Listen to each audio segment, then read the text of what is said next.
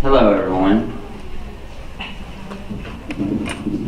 I can adjust it, but thank you. Stay close. Have to stay close. I'll just go ahead and do the thing.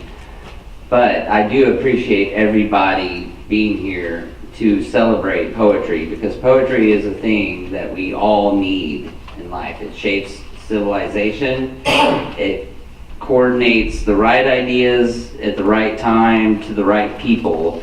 And you can see it throughout history. You can see it in American history, especially through modernism and the Harlem Renaissance and the beatniks, and those were not accidental occurrences.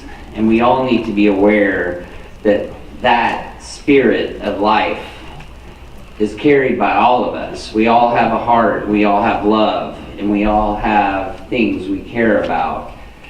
The only reason people write poetry is to impress one another about the struggle of life and what it takes to overcome that struggle. And it seems easy because struggle is a part of life. But you're being kind. Okay, well, my poem's not that long. So,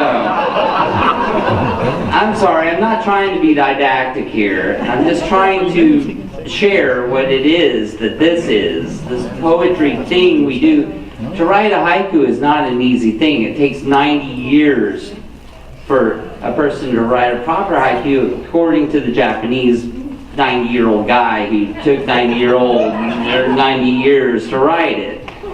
So, anyway, my poem is called How I Learned. How I learned. The ruckus into which I emerged was like education, where everyone succeeded at their own pace, and there was no race to the future.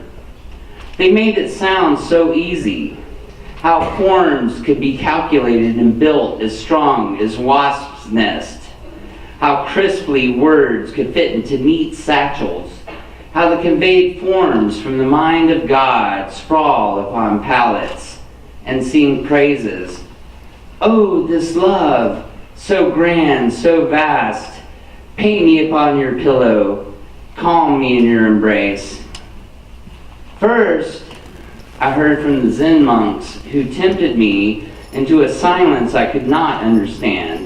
All this talk of sticks and satori baffled my eager mind, koans that led to tangled threads, unformed clouds that might exist tomorrow, rain that plays in puddles, all the questions of subject, objects, seeing into the distance, refracted, formulation of written language, never translated, perfect form understood only by the crawling of a salamander on a sunny deck, summertime, high sun, white in the atmosphere, beyond everything imagined, right out of reach.